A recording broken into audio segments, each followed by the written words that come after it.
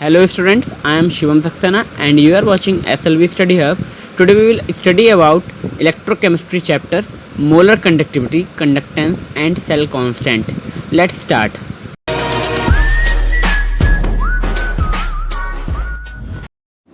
Starting with conductivity, or we call it specific conductance.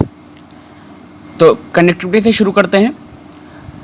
Ease of flow of current through conductor of 1 centimeter length and 1 square centimeter area of cross section is called conductivity. मतलब कितना easily current flow कर सकता है, इसका major अगर किया जाए 1 centimetre length और 1 square centimetre cross section area वाले वायर में, तो उस वायर का कंडक्टिविटी कहलाएगा. कंडक्टिविटी बेसिकली आपको पहले भी बता चुके हैं, रेसिस्टिविटी का रेसिप्रोकल होता है. मतलब जितना कम रुकाव होगा करंट में, वही उतनी ज़्यादा उसकी ईज होगी, यानी उसे बोलेंगे हम conductivity. Clear? It is denoted by K, और इसको स्पेसिफिक कंडक्टेंस भी कहते हैं, also called specific conductance. Formula of resistivity आपको पता है क्या था? Rho equal to R A upon L, यानी resistivity rho is equal to resistance into area upon length. तो रेसिस्टिविटी का जो रेसिप्रोकल होता है वो होता है कंडक्टिविटी. तो हम यहाँ पे K इक्वल टू लिख सकते हैं 1 अपॉन रो. क्लियर? अब बात करते हैं मोलर कंडक्टिविटी की. Molar conductivity is defined as conducting power of all the ions produced by dissolving 1 mole of electrolyte in solution. मतलब मोलर कंडक्टिविटी कंडक्टिंग पावर होती है सारे आयंस की जो कि 1 मोल सॉल्यूट के डिसॉल्व करने पर बनते हैं. यानी जैसे अगर आपने 1 मोल कोई भी इलेक्ट्रोलाइट लिया है, जैसे नमक लिया है, उसका पानी में सॉल्यूशन बनाया है और फिर उस सॉल्यूशन की कंडक्टिंग पावर चेक कर रहे हैं, तो वो सॉल्यूशन की कंडक्टिंग पावर उन सभी आयंस की वजह से है जो 1 मोल यानी सब्सटेंस को मिलाने की वजह से हुआ है. यानी किसी भी सब्सटेंस के 1 मोल की जो कंडक्टिविटी होती है वो उसकी मोलर कंडक्टिविटी कहलाती है. इसको हम कैपिटल लैम्डा से डिनोट करते हैं, और जब मोलर हो जाती है तो उसमें कैपिटल लैम्डा एम लिख देते हैं. सो मोलर कंडक्टिविटी का जो फॉर्मूला होता है वो होता है capital lambda M equal to K into 1000 upon concentration. यहाँ पे कंसंट्रेशन का मतलब मोलैरिटी है. क्लियर? और मोलर कंडक्टिविटी की जो यूनिट होती है वो होती है सीमेंस सेंटीमीटर स्क्वायर पर मोल. क्लियर है? अब हम बात करते हैं एक न्यूमेरिकल की. Let's see one numerical. The conductivity of 0.2 molar KCl solution at 298 kelvin is 0.025 siemens per centimetre. Calculate its molar conductivity. Conductivity of 0.2 molar मतलब 0.2 मोलर KCl का जो सॉल्यूशन है उसकी कंडक्टिविटी आपको दे रखी है, जो कि है 0.025 सीमेंस पर सेंटीमीटर. मतलब कंडक्टिविटी आपको दे रखी है और आपको मोलर कंडक्टिविटी निकालनी है. सिंपल सा क्वेश्चन है, आपको फॉर्मूला पता है. मोलर कंडक्टिविटी का फॉर्मूला था lambda M equal to K into 1000 upon सी. सी यहाँ पे मोलैरिटी थी, 1000 लीटर की वजह से कर रखा है हम लोगों ने. के यहाँ पे आपका कंडक्टिविटी है. के की वैल्यू थी आपकी 0.025 सीमेंस पर सेंटीमीटर और मोलैरिटी आपकी थी 0.2 मोलर. सिंपली वैल्यू पुट करी, कैलकुलेट करा, आपकी वैल्यू आई 1.25 सीमेंस सेंटीमीटर स्क्वायर पर मोल. क्लियर है? अब हम लोग बात करते हैं कंडक्टिविटी ऑफ आयनिक सॉल्यूशंस की. जो अभी हम लोगों ने क्वेश्चन लिया था वो भी आयनिक सॉल्यूशन का ही था, लेकिन अब इसको मेज़र कैसे किया जाता है और कंडक्टिविटी कैसे, क्या प्रोसीजर है वो देखते हैं. कंडक्टिविटी आयनिक सॉल्यूशंस की हम लोग बेसिकली सिंपल मेथड से मेज़र नहीं कर सकते हैं जैसे एक वायर की करते हैं. इसके लिए हम लोग स्पेशल कंडक्टिंग सेल बनाने पड़ते हैं. एग्जाम्पल के लिए conductivity of ionic solution is measured by using 2 platinum electrode coated with platinum black. तो ये कंडक्टिंग सेल का एक एग्जाम्पल है जो कंडक्टिविटी मेजर करने के लिए यूज़ होता है, जिसमें 2 प्लेटिनम के इलेक्ट्रोड लगाए जाते हैं. प्लेटिनम हम लोग इसलिए लेते हैं क्योंकि वो सबसे ज़्यादा इनर्ट यानी सबसे कम रिएक्टिव मेटल है. यानी अगर आयन किसी सॉल्यूशन में हमने डाल भी दिया वो रिएक्ट नहीं करता है, इसलिए हम लोगों ने प्लेटिनम के इलेक्ट्रोड लगाए हैं जो सिर्फ करंट पास करें, और वो सॉल्यूशन फिल कर दिया है. एट द एंड्स हमने प्लेटिनम इलेक्ट्रोड लगाए हैं, सॉल्यूशन उस सेल में फुल कर दिया, आपको फोटो में दिख रहा होगा. तो प्लेटिनम, जो 2 प्लेटिनम इलेक्ट्रोड के बीच की लेंथ है उसे हम लोग लेंथ लेते हैं, और जो पूरा एरिया है एक क्रॉस सेक्शन का इस सेल का, उसे क्रॉस सेक्शन एरिया ए लेते हैं. So the cross section area is equal to A and separated by distance L. Therefore, solution confined between these electrode is a column of length L and area of cross section A. ठीक है, the ratio of length of cell and area of cross section is called cell constant. मतलब cell constant जो होता है वो ratio होता है length of cell और एरिया ऑफ क्रॉस सेक्शन का, यानी L अपॉन A जो होता है वो सेल कांस्टेंट होता है. क्लियर है. तो यहाँ पे जो मेन फॉर्मूला है जिससे हम कंडक्टिविटी मेजर करते हैं वो है conductivity equal to conductance into cell constant. आइए चेक करते हैं कैसे ये फॉर्मूला ड्राइव होता है. सो स्टूडेंट्स, स्टार्टिंग में मैंने बताया था conductivity K is equal to 1 upon rho, यानी कंडक्टिविटी जो होता है वो रेसिस्टिविटी का रेसिप्रोकल होता है. क्लियर है. अब आगे देखते हैं कि रेसिस्टेंस का फॉर्मूला क्या होता है. Resistance R equal to rho L upon A, ये हमने पढ़ा था, फिजिक्स में भी आपने पढ़ा हुआ. R equal to rho L upon A.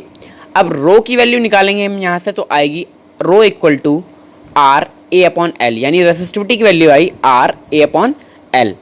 आपने पहले ही पढ़ा है conductivity is equal to 1 upon rho, पहले हमने इसी में दिखा रखा है पहले फॉर्मूले में, यानी कंडक्टिविटी इक्वल टू 1 अपॉन रो.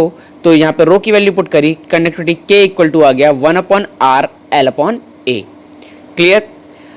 अब जैसा कि पहले आपने पढ़ा था G equal to 1 upon R, यानी कंडक्टेंस जो होता है 1 अपॉन रेसिस्टेंस के बराबर होता है, यानी जो कंडक्टेंस होता है वो रेसिस्टेंस का रेसिप्रोकल होता है. G equal to 1 upon R, और जो पहले कंडक्टिविटी वाला फॉर्मूला आया है उसमें हम लोग G रिप्लेस कर सकते हैं किससे, 1 अपॉन R से. सो वैल्यू जो हुई हमारी वो K conductivity equal to G conductance equal to L upon into L upon A. Clear. तो फाइनल फॉर्मूला हमारा आया K equal to G into cell constant. Cell constant मैंने पहले भी कहा था क्या होता है, L अपॉन A, यानी ratio of length of conductor upon area of cross section of conductor. Clear. तो फाइनल फॉर्मूला क्या था हमारा, conductivity equal to conductance into cell constant, जो हमारा फाइनल फॉर्मूला है वो बन के आ चुका है. स्टूडेंट्स, नेक्स्ट हमारा मेजर टॉपिक है variation of molar conductivity.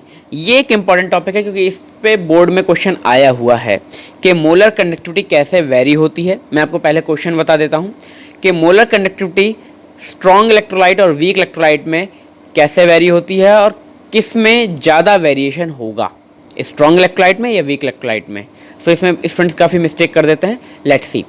Electrolytic conductance decreases with increase in concentration और increases with increase in dilution.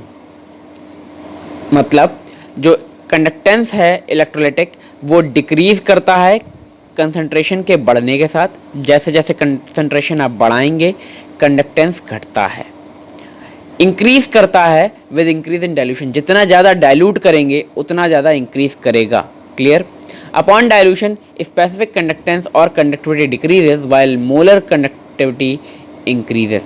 लेकिन क्या होता है, स्पेसिफिक कंडक्टेंस जो होता है वो डिक्रीज करता है लेकिन मोलर कंडक्टेंस इंक्रीज करता है. Let's see variation of molar conductivity with molarity, यानी मोलर कंडक्टिविटी का वेरिएशन कंसंट्रेशन के साथ कैसे होता है, इसे हम लोग डिटेल में देखते हैं. फर्स्ट, फॉर स्ट्रॉन्ग इलेक्ट्रोलाइट, मतलब पहले स्ट्रॉन्ग इलेक्ट्रोलाइट की बात करें तो molar conductivity when concentration approaches to zero called molar conductivity at infinite dilution. यानी मोलर कंडक्टिविटी जैसे हम लैम्डा m से डिनोट करते हैं वो इनफाइनाइट डिल्यूशन, मतलब 1 मोल आपने डाला है सॉल्यूट, उसमें पानी बढ़ाते चले जाएं कि जो कंसंट्रेशन है वो नियरली ज़ीरो पर हो जाए. कंसंट्रेशन क्या हो जाए, अप्रोचेस टू ज़ीरो, हम लोग उसको निगलेक्ट कर दें, इतनी कम कंसंट्रेशन हो जाए. ठीक है. तो उस समय जो कंडक्टिविटी होती है उसे बोलते हैं molar conductivity at infinite dilution. Clear.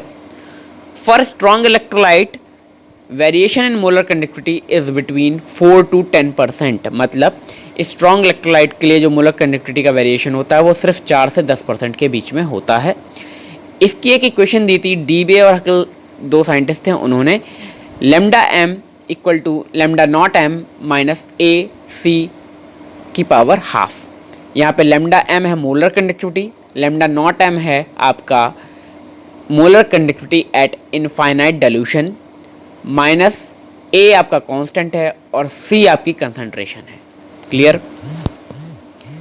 ये चलिए अब बात करते हैं वीक इलेक्ट्रोलाइट के लिए कि वीक इलेक्ट्रोलाइट में वेरिएशन मोलर कंडक्टिविटी के कैसे होता है कंसंट्रेशन के साथ.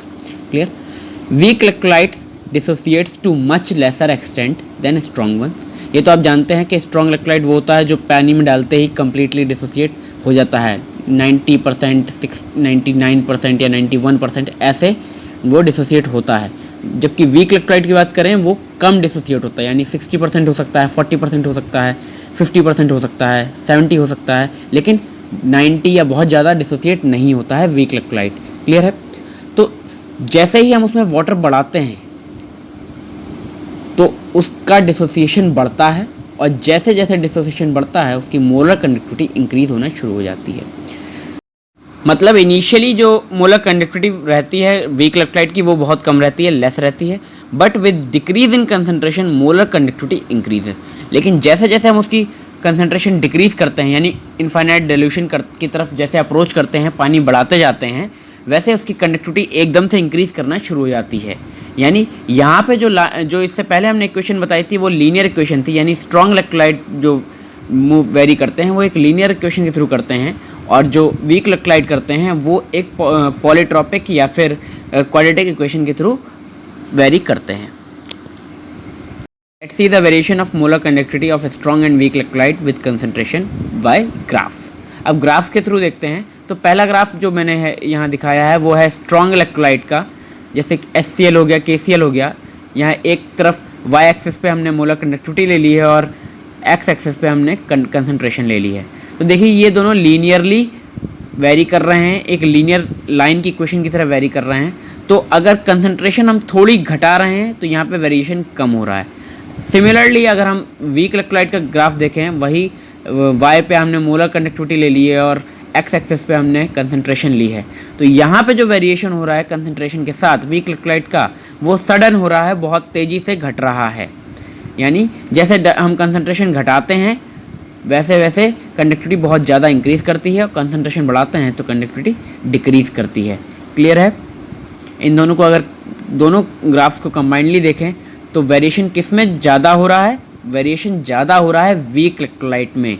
लेकिन जो क्वेश्चन आया था बोर्ड का वो ये था कि किस में वेरिएशन ज़्यादा होता है, स्ट्रॉन्ग में, वीक में। बच्चों ने सोचा कि स्ट्रॉन्ग इलेक्ट्रोलाइट की जो डिसोसिएशन होता कंप्लीट होता है तो उसमें वेरिएशन ज़्यादा होगा, इसलिए वो स्ट्रॉन्ग इलेक्ट्रोलाइट टिक कर देते हैं, उसमें स्ट्रॉन्ग इलेक्ट्रोलाइट आंसर में लिख देते हैं। वो मैक्सिमम टाइम गलत हो जाता है, क्योंकि वेरिएशन मैक्सिमम किस में होता है? वीक में। यहाँ वेरिएशन पूछा गया है, कंडक्टिंग पावर नहीं पूछी गई है। नेक्स्ट है हमारा relation between molar conductivity and degree of dissociation. So degree of dissociation is ratio of molar conductivity at concentration C and molar conductivity at infinite dilution.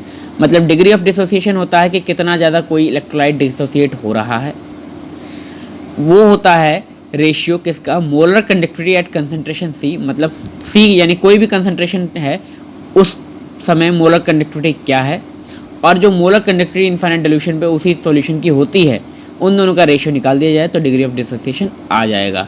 जैसे कि आप जानते हैं molar conductivity at infinite dilution किसी भी particular solution की fix होती है, लेकिन किसी पर्टिकुलर कंसंट्रेशन पे हर कंसंट्रेशन की वैल्यू पे अलग अलग होती है। तो C पे क्या वैल्यू है और जो इनफाइनाइट डिल्यूशन पे है, उन दोनों का रेशियो निकाल दिया जाए, वो आपका डिग्री ऑफ डिसोसिएशन होता है। क्लियर है? तो यहाँ पे हमारा मोलर कंडक्टिविटी वाला टॉपिक ओवर होता है। So students keep watching, keep studying.